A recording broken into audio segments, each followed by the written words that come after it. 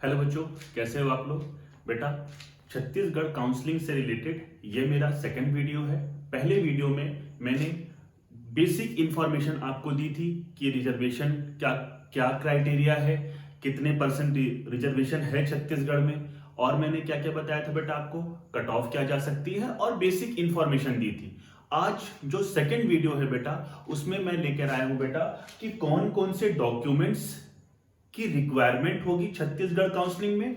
और second point बेटा ये है कि कौन सी बॉडी है छत्तीसगढ़ में जो कि छत्तीसगढ़ काउंसलिंग को कराएगी। तो मैंने यहां पर ये इस चीज को बताना इसलिए जरूरी समझा बेटा क्योंकि लास्ट ईयर कुछ ऐसे केसेस देखने को मिले थे जिसमें कुछ लोगों ने अलग साइट पर जाकर, जबकि नाम यही था CGDME ही था, लेकिन वो फेक साइट थी और वहां पर जाकर उन्होंने फिल कर दिया फॉर्म और उनके पैसे का लॉस हो गया था। इसलिए मैंने यहां पर बताना ये जरूरी समझा। सेकंड पॉइंट ये है बेटा कि जब भी काउंसलिंग स्टार्ट होगी तो उस टाइम पर मैं आपको लाइव क्लास के दौरान ये सारी चीजें मैं आपको बता दूंगा कि कैसे फॉलो करना है पूरी काउंसलिंग प्रोसीजर को। उसके लिए आपको चिंता करने की बात नहीं है। चलिए, तो मैंने यहां पर क्या लिखा है बेटा, डन बाय CGDME। इसका मतलब क्या है, डायरेक्टरेट ऑफ मेडिकल एजुकेशन, जो कि यहां पर छत्तीसगढ़ में है बेटा, वही छत्तीसगढ़ काउंसलिंग को कराएगी। देखिए, मैंने यहां पर नॉट ऑल इंडिया लिखा है। इसका मतलब क्या है बेटा कि ऑल इंडिया की काउंसलिंग अलग से होगी जो कि 14 अगस्त से स्टार्ट है। अब बहुत सारे बच्चे ये मुझसे पूछ रहे थे कि सर काउंसलिंग स्टार्ट कब होगी। तो बेटा अभी तक लेटेस्ट कोई भी इंफॉर्मेशन नहीं आई है। मैंने अभी जस्ट चेक करके ये वीडियो बना रहा हूं बेटा। इस टाइम तक कोई भी नोटिफिकेशन नहीं आया है CGDME में कि काउंसलिंग कब स्टार्ट होगी छत्तीसगढ़ की। लेकिन मैं आपको एक बात यहां पर बता देता हूं कि छत्तीसगढ़ की जो काउंसलिंग स्टार्ट होगी बेटा, वो 14 अगस्त के बाद ही स्टार्ट होगी, क्योंकि वहां पर जब अलॉटमेंट हो जाएंगे उसके बाद CG की जो काउंसलिंग होती है वो जनरली जो लास्ट ईयर में जो देखा गया है बेटा, वो ऐसा ही होता है कि ऑल इंडिया के बाद ही छत्तीसगढ़ काउंसलिंग स्टार्ट होती है।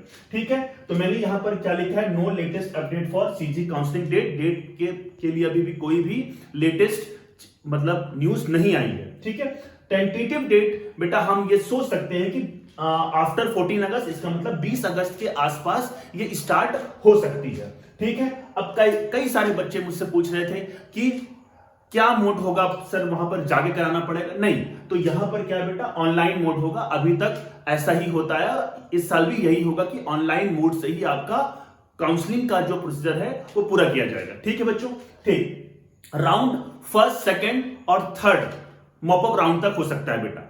ठीक, फर्स्ट राउंड में आपने जो सीट, मान लीजिए सपोज कीजिए कि आपने फर्स्ट राउंड में आपको सिम्स मिल गया, बिलासपुर का सिम्स मिल गया, Chhattisgarh institute of medical science मिल गया। अब सेकेंड राउंड में हो सकता है कि वो आपका कॉलेज अपग्रेड हो जाए और आप पंडित JNM में पहुंच जाएं। तो ये अपग्रेडेशन क्या होता है, स्क्रूटनिंग क्या होगी, ये सारी चीजें मैं आपको बताऊंगा डिटेल में। लेकिन ये जो ब्रीफ वीडियो है बेटा, इसमें जो मेरा मेन फोकस है कि अभी आप कौन कौन से डॉक्यूमेंट्स की रिक्वायरमेंट है और इन डॉक्यूमेंट्स को आप पहले से ही प्रिपेयर करके रख लीजिए। जिन बच्चों को इस साल छत्तीसगढ़ काउंसलिंग में पार्टिसिपेट करना है उनके लिए ये सारे डॉक्यूमेंट्स तो मिनिमम रिक्वायरमेंट होगी ही।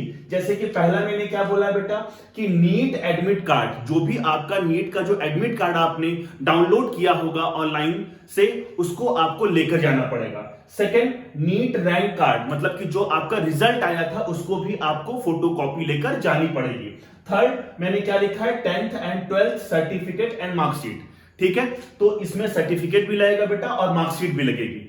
फोर्थ मैंने क्या लिखा, आईडी प्रूफ। आईडी प्रूफ में आप कोई भी लेके जा सकते हैं, आप आधार कार्ड लेके जा सकते हैं, पैन कार्ड लेके जा सकते हैं, पासपोर्ट लेके जा सकते हैं, या ड्राइविंग लाइसेंस का ये सब फोटो कॉपी लेके जाना है आपको। और हाँ, आधार कार्ड का मेन कॉपी भी आप अपने साथ में ही रखिएगा, कई बार वेरिफिकेशन के लिए उसको देखा जाता है। ठीक है, डोमिसाइल बहुत इंपॉर्टेंट है बेटा, CG का डोमिसाइल होना मस्ट है, अदरवाइज आप छत्तीसगढ़ काउंसलिंग में पार्टिसिपेट नहीं कर पाएंगे और अगर आपने फॉर्म भी भरा है तो बेटा वो उसको डिस्कार्ड कर देंगे। ठीक है, लास्ट 6 मैंने क्या लिखा है बेटा, कास्ट सर्टिफिकेट इफ एप्लीकेबल, मतलब कि अगर अनरिजर्व को छोड़ दिया जाए, कोई OBC है, SC है, ST है बेटा, तो उनका कास्ट सर्टिफिकेट लगना जरूरी है। ठीक है, पासपोर्ट साइज फोटोग्राफ, कम से कम आप 10 पासपोर्ट साइज फोटोग्राफ खींच के बेटा किसी स्टूडियो में जाके खिंचवा के रख लीजिएगा अपने पास पहले से ही। ये सारी डॉक्यूमेंट्स मैंने इसलिए यहां पर बताना जरूरी समझा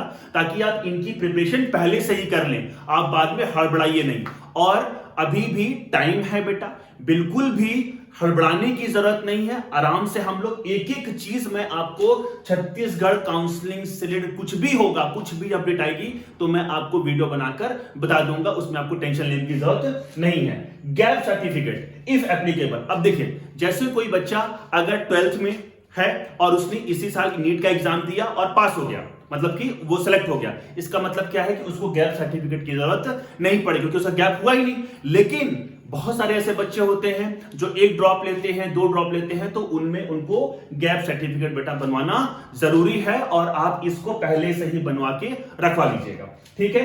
फिर 9th में मैंने क्या लिखा है बेटा, माइग्रेशन, माइग्रेशन तो मिलता ही आपको, तो वो भी जरूरत है, ठीक है। कैरेक्टर सर्टिफिकेट, पीडब्ल्यूडी का सर्टिफिकेट अगर इफ एप्लीकेबल अगर आप हैं तो आप इसको बनवा के रख सकते हैं, ठीक है। और 12th बर्थ सर्टिफिकेट, लेकिन बर्थ में बेटा आपका 10th और 12th का मार्कशीट अगर है तो उससे भी काम चल जाता है। और भी कोई अगर आपको इसमें कोई भी क्वेरीज हैं तो आप मुझसे पूछ सकते हैं। यहां पर मैं बेटा अभी अपना नंबर लिख दूंगा, आप नंबर पर मुझे मैसेज कर सकते हैं या कमेंट सेक्शन में मुझे आप बता सकते हैं।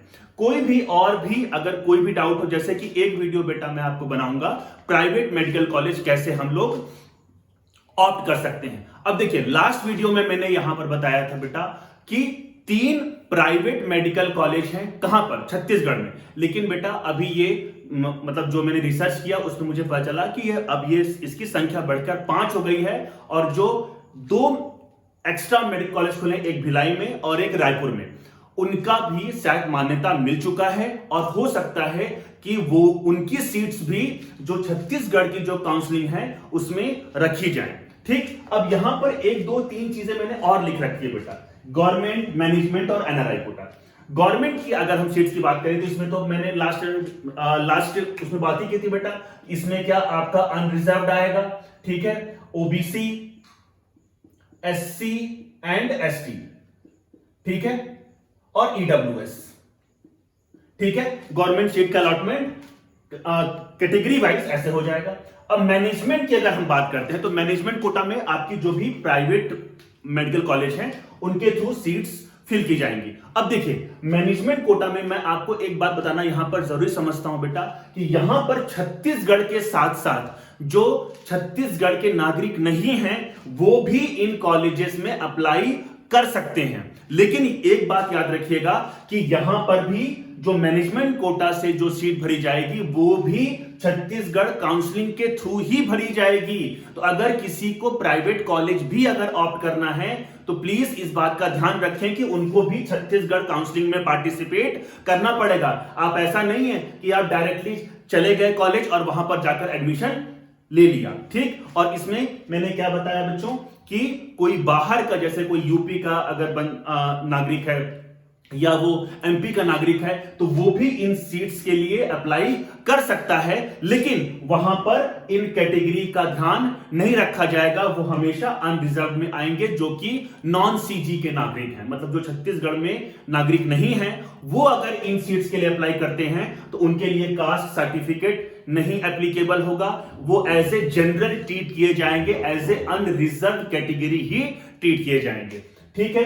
तो बेटा मैं बहुत ज्यादा इस वीडियो को बहुत लंबा नहीं खींचूंगा, ये आप इसका मैं भी हट जाऊंगा तो आप इसका एक स्क्रीनशॉट ले लीजिएगा। कोई भी और क्वेरीज होती है डॉक्यूमेंट से रिलेटेड, काउंसलिंग से रिलेटेड, और हां अगर मैं ऑल इंडिया काउंसलिंग की बात करता हूं बेटा तो वो 14 अगस्त से स्टार्ट हो जाएगी। हाँ एक चीज और कि छत्तीसगढ़ काउंसलिंग का रजिस्ट्रेशन हो सकता है कि 14 अगस्त से पहले ही स्टार्ट हो जाए, और अगर ऐसा कोई नोटिफिकेशन आता है तो मैं वीडियो के माध्यम से उसको भी आपको बता दूंगा, तो उसके लिए भी चिंता करने वाली बात नहीं है। आपको कोई भी क्वेरीज होती हैं तो आप कमेंट सेक्शन में बेटा मुझसे पूछ सकते हैं, मैं हर कमेंट का देखता हूं और उसका रिप्लाई भी करता हूं, जितना मुझसे हो सकेगा मैं करूंगा बच्चों, ठीक। सेकंड चीज मैं यहां पर बेटा नंबर लिख देता हूं अपना, अगर आपको कोई और क्वेरीज हैं तो आप इस नंबर पर मुझे कांटेक्ट कर सकते हैं।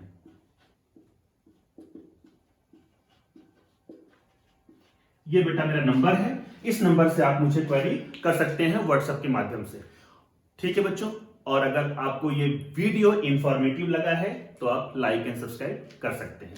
थैंक यू सो मच बच्चों, और कोई भी क्वेरीज होगी तो आप मुझसे पूछ सकते हैं। Thank you.